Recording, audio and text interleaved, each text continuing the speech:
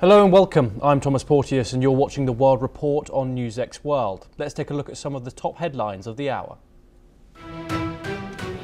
Ukrainian President Volodymyr Zelensky says Russia launches a massive overnight attack using more than 600 drones and 30 missiles, killing at least 3 people.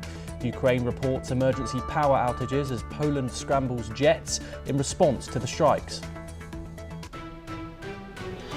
Australia's most populous state moves to pass tougher gun laws, ban terrorist symbols and curb protests after the mass Bondi shooting. The emergency legislation is expected to clear the New South Wales Parliament on Tuesday. The United Nations says Myanmar's military junta is using brutal violence and intimidation to force people to take part in upcoming votes. The United Nations warns the tactics undermine any credibility of the polls and deepen the country's human rights crisis. China urges the United States to fulfill its nuclear disarmament responsibilities after a Pentagon report says Beijing is expanding its missile force. Beijing says Washington should create conditions for all nuclear states to disarm and rejects claims it opposes arms control talks.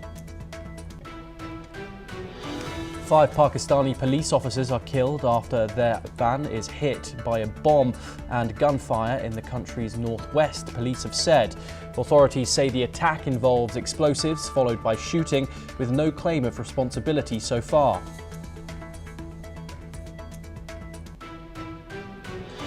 President Donald Trump says the United States needs Greenland for national security and says his newly appointed envoy will lead the effort. The appointment of Louisiana Governor Jeff Landry draws fresh criticism from Denmark and Greenland.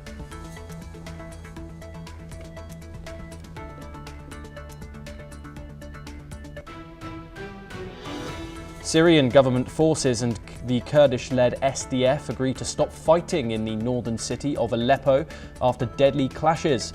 Damascus says the army is ordered to halt attacks on SDF fighters following violence that kills at least 2 civilians. Bipartisan lawmakers criticised the Justice Department over delays in releasing Jeffrey Epstein documents, with threats of contempt action against the Attorney General.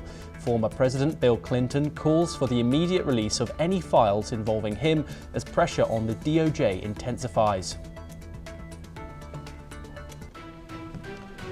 Now, those are the top stories of the hour, but we start in Europe. And Russia has launched a massive air and drone strike on Ukraine, killing at least 3 people, including a child, and leaving much of the country facing emergency power cuts. The attacks hit energy facilities in western regions hardest, disrupting electricity and causing further civilian hardship ahead of Christmas. President Volodymyr Zelensky condemned the assault as a deliberate message, noting more than 30 missiles and 650 drones targeted at least 13 regions. Critical infrastructure in Zhytomyr, Kyiv, Chernihiv, Lviv and Odessa was damaged, with several civilians wounded. Poland and allied NATO aircraft were deployed to secure Polish airspace as Russian attacks near the border raised regional security concerns. The strikes come after US-led peace talks in Miami aimed at resolving the nearly 4-year-long war. Russia continues to push for concessions, including ceding the eastern Donbass and restricting Ukraine's military capabilities. Joining us now is Major General Sudhakar Ji. He's an international relations and defence expert, joining us live from New Delhi. Thank you very much for joining us here on NewsX World. Of course, this comes as diplomatic efforts continue in the backdrop of this, the most recent talks being in Miami between Ukrainian and United States officials. However, Russia continues its assault on eastern Ukraine, knocking out 13 regions' power ahead of the Christmas period. This, of course, was one of the largest combined missile and drone attacks of the war. Do you think this is about battlefield impact now, or is Moscow deliberately signalling that peace talks won't constrain its military operations? Can you hear me? Yes. Yes, I was just Did you hear my question? No, can you repeat the question, please, Thomas? Do you think this is now, following this attack, do you think this is about battlefield impact, or is Moscow deliberately trying to signal that these peace talks that have just happened in Miami or further before that won't constrain its military operations? Well, Thomas, good question. Firstly, thank you so much for getting me for your show. My personal take is that whatever peace talks are taking place, wherever they are taking place, I'm glad that the Russian representatives were present. I'm given to understand it's a great initiative. Persistence is the only answer in the instant case. But to answer your question directly, I would personally feel that this is the battlefield impact which is actually spurring Russians to counterattack or respond to any kind of triggers being provided by Ukrainian. You see, in the case which is ongoing conflict, it's very difficult to pinpoint and point a finger at the starting trigger. Trigger is so ongoing, one trigger leads to another one. It becomes a cause and effect kind of a vicious cycle. Therefore, it is very difficult to distinguish. In the instant case, I personally feel my take is that it is purely, exclusively a battlefield impact of response metrics from the Russian side. Yes, and Sudhakar-ji, of course, 3 civilians reportedly killed in this, including a child. What does this say about Russia's state of warfare right now? Seems to be escalating attacks and, of course, knocking out millions of people's power prior to Christmas time. Is Russia trying to gain leverage here? And how do you think Donald Trump is looking at this? Well, more than one subpart in your question. First thing is, why is Russia doing what it is doing? You just indicated the civilian innocent children having been killed. It's unfortunate. Russia in any case must be held accountable. But more than that is that there is a bigger objective and aim why Russia is doing it. Russia is doing it because they are looking at if the peace and the ceasefire doesn't take place in a reasonably acceptable time frame. My personal take is they're looking at Odessa. Blocking Odessa would cut off Ukraine from the outside world. They will not be able to import, export. It's about 55 kilometers from the point of contact of, you take the province nearest to oblast is Kherson, and 55 kilometers is overnight battle strike group to reach the target of Odessa. And therefore, it is a kind of a preamble, a precursor to the main offensive coming. So therefore, Donald Trump would do well if he looks at it as a clear indication that Russia is not going to mellow down until unless the terms and engagements of peace talk proposal, which have been mooted, 28 points, they come into some kind of visible spectrum. Nothing seems to be visible, nothing seems to be practical. So therefore, some meaningful and substantive takeaway should be derived out of the ongoing dialogue. Only then Russia should be asked to freeze. And last but not the least, if you allow me, I would like to recommend through your channel, the best thing to do in the instant case is to make both the stakeholder, the contending parties, to freeze all gunfires. That is the best way to actually ensure some kind of a ceasefire. Otherwise, if you look at the end state objective of peace and harmony, the means and methods are going to be ignored, and it will give very simple openings to such kind of triggers, attacks and counterattacks. There will be no end to it. So it will do good if Russia and Ukraine are taken on board. Be it any talk, any dialogue taking in place, the start point should be freeze all gunfires, freeze all activities wherever they are, fall back by a couple of kilometers onto either side, identify a boundary in between, and have a neutral force to monitor, and also carry out checks and balances under the UN flag. And only then I think some viable means of peace and tranquility can restore back to this war-torn region. Back to you, Thomas. Yes, Sudhakar-ji, do stay with us as we move over to the Middle East for our next story. Now, the Israeli military says a drone strike in southern Lebanon has killed 3 Hezbollah operatives near the coastal city of Sidon. According to the IDF, the strike targeted a car and hit individuals involved in planning attacks against Israeli forces and rebuilding Hezbollah infrastructure in the area. One of those killed has been identified as Ali Abdullah, who the IDF claims served simultaneously in Hezbollah and in the Lebanese army's intelligence unit. The military says this amounts to a serious violation of existing understandings between Israel and Lebanon. The IDF also says another operative was involved in Hezbollah's air defense activities in Sidon. Israel says the strike was aimed at preventing renewed militant operations and stopping efforts to restore what it calls terror infrastructure. Sudhakar joins us once again. Judging by all the information that we had there, do you think this strike is limited preventative action, or does it signal Israel willing to expand operations deeper into Lebanon beyond the border areas that it has been striking previously? Thomas, a couple of days back, I think you were the anchor, I had articulated a concept called mow the grass. You see, Israel is very mindful of the fact it's surrounded by forces inimical. It is being driven by octopus doctrine. Octopus being the head of the octopus is Iran, and all the tentacles, one headed by Houthis in Yemen, another by Hamas towards Gaza, and the third one Hezbollah, and the fourth one, which no one talks about, is Hadil el-Saif, that came into existence consequent to decimation of the ISIS.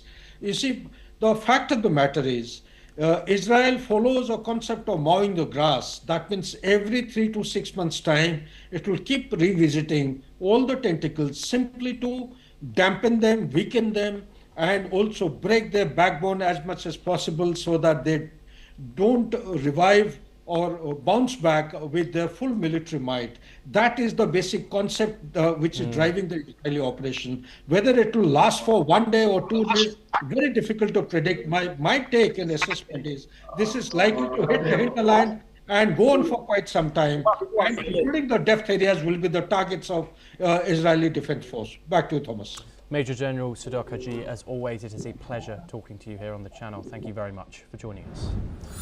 We now move over to Africa, and Nigerians have had their first look at 130 children and teachers that have been released after being seized in one of the largest mass abductions in the country's history. Some of the children appeared to be malnourished or in shock as they arrived at a government ceremony. Police said the children and teachers were freed on Sunday, a month after gunmen stormed their Catholic school in Niger State's Papiri community in a pre-dawn attack. Authorities say plans were underway to reunite the children with their families before Christmas. Authorities earlier said 303 school children and 12 teachers were seized, and 50 of them escaped in the hours that followed. However, Niger State Governor Mohamed Bargo indicated that 230 had been taken and that all had now been released. No group has claimed responsibility, but residents blamed armed gangs that target schools and travellers in kidnappings for ransom across Nigeria's conflict-battered north. One of the children, released earlier, told reporters that gunmen threatened to shoot them during the attack. Joining us now is Ayanuga Olugbenga-Paul. He's a public affairs analyst. He joins us live from Lagos in Nigeria. Ayanuga, what more can you tell us about this? Of course, a lot of questions remain unanswered. Why these children were kidnapped, how they were freed. Do you know anything that you can tell us? Thank you, Thomas. Well, first and foremost, I want to say congratulations to the family of those who are released. The government have been very tight-lipped as to how they were able to secure the release of these children. But I have observed lately that the approach of the government towards handling of insurgency in the country has drastically changed. And that is why recently I am also in support of their tight-lipped approach, so that further activities in the future will not be compromised by the careless release of information on how they were able to achieve the release of these children, abducted children that we have secured right now. Yes, there are concerns from every corner as to how they are released, but I am most concerned about how they got abducted in the first place. Because with the total number of releases that we have now, we had 100 earlier on, we have 130 now, that's 230. We also heard that about 50 escaped during the preliminary situation of when the kidnapping was actively ongoing. But how do you transport 230 people, unnoticed from one location to another? And the question that the government have refused to answer is, who ordered the security officers manning that area to withdraw some few hours before the kidnapping took place? But as to how they were able to secure the release, the government is tight-lipped, and I also feel that it should remain like that if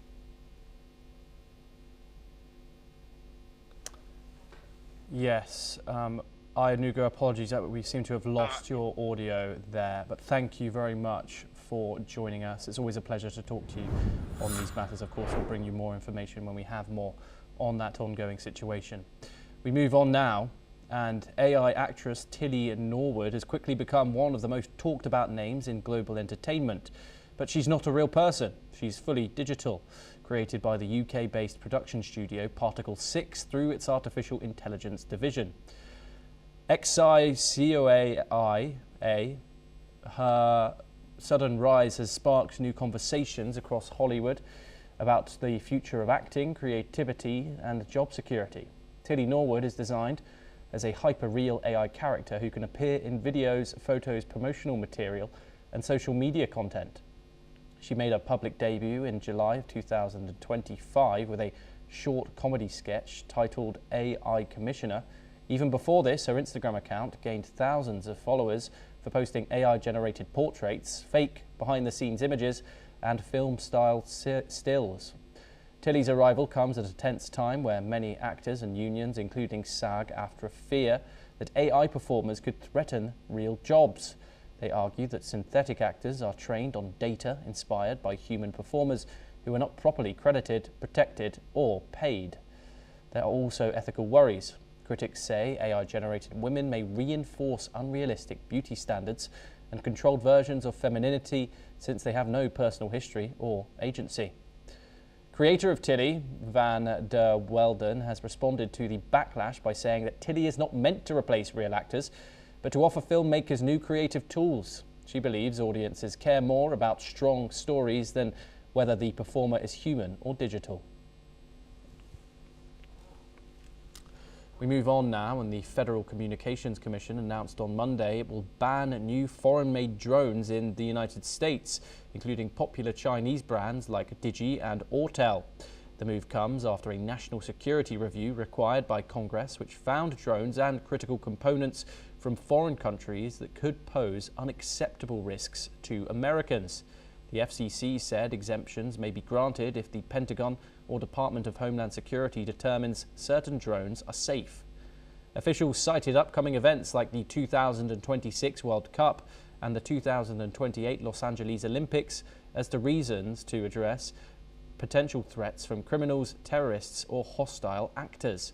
Industry experts say the ban could boost US drone manufacturing and reduce dependence on China. Digi expressed disappointment, calling the decision protectionist, while American companies like Hylio see it as an opportunity to grow. Users reliant on Chinese drones, including law enforcement, warn the shift may bring short-term challenges. Joining us now is Satoru Nagao. He's a fellow at the Hudson Institute and he joins us live from Tokyo. So, Dr. Nagao, is this a good move from the United States in banning these Chinese drones, even due to the fact that certain industries in the United States has said that this will bring short-term risks to many industries? Yes, indeed, this is needed because currently the drone is a tool to gathering the information, and as a weapon, this is also the useful. So that's why in case of drone, not only the quality but also the quantity is matter. So production line is needed, and this is mass production line is needed for the national security. But if the cost-effective drone made in China is spread to the market and dominates the market, the production line in the United States will be dead. Currently, more than 70%, 80%, 90%, the case by case based on case by case of category rely on the type of drone. But anyway, for the civil purpose drones, maybe 70 to 90% dominated by Chinese drones. So that's why the current situation is not good for the national security. And they need a massive production line for national security. In this case, they limit import from other countries and simply says this is restriction of the drone made in China.